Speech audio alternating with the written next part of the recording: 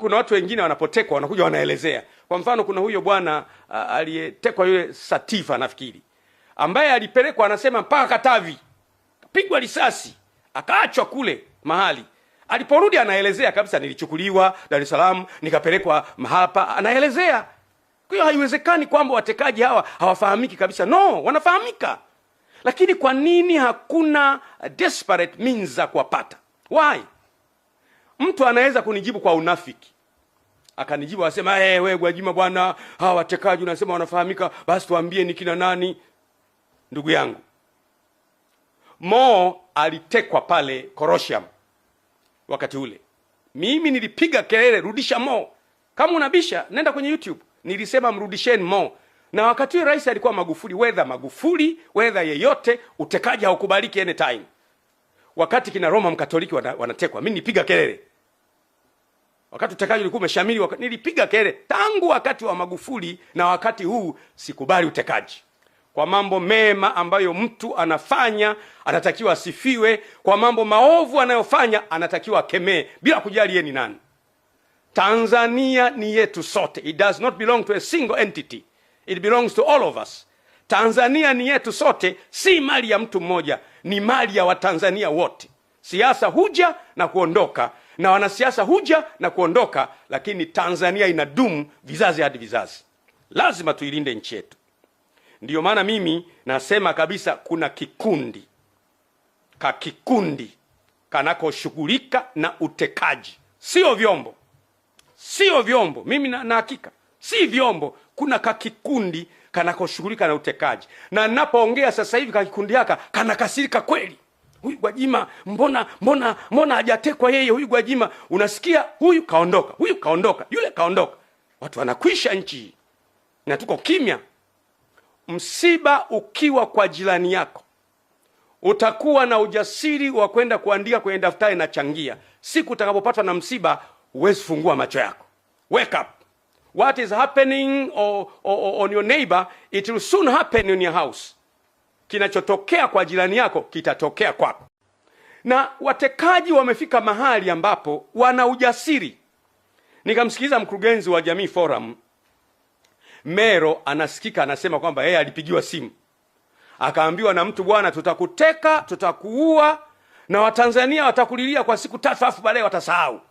Yaani mtekaji ana ujasiri wa kukupigia simu na kukwambia, bwana, tutakuchukua, alafu Watanzania watalia siku 3 watakusahau. Anakupigia simu. Ndugu zangu, we must wake up. Huu utekaji tunauresist kwa nguvu zote. Mimi binafsi nauresist leo, kesho, wiki ijayo.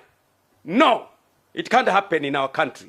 Jambo hili lazima likataliwe. Hatukuliona kule nyuma. Hii ni dharau iliyopindukia kwa mtekaji kukupigia simu na kukutisha. Leo watu wengi wamekimbia nchi. Mwanamapinduzi ya askofu wetu hayupo, wamekimbia. Sikiza nikwambie, kina Mwakipesile wamekimbia, wengi wamekimbia, wako nje. Wengine siwezi kuwataja kwa sababu ya hadhi zao. Maaskofu wa madhehebu makubwa kabisa wamekimbia nchi kwa sababu tu ya kusema. Sikiza niwaambie, at least mimi ni kiongozi wa taasisi. Unapokuwa kiongozi, watu wote hawawezi kukubaliana na wewe. Hata kwenye taasisi zetu za kimungu kabisa, ni kanisani au ni msikitini, si watu wote watakubaliana na wewe, na pamoja na kwamba ni waumini wako, wakukusema wapo. Wengine watakusema kwa sababu za uongo, zitakuuma. Kama kiongozi lazima uwe na courage ya kumeza hayo maneno. Ukiwaua wote utamtawala nani? Ukiwateka wote utamtawala nani? Itakuwaje baada ya hapo?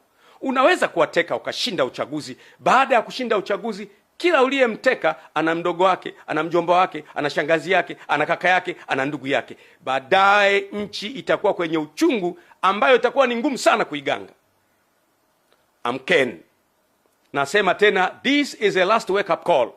Hii ni kengele ya mwisho ya kuamsha kwamba amkeni, tutapoteza nchi.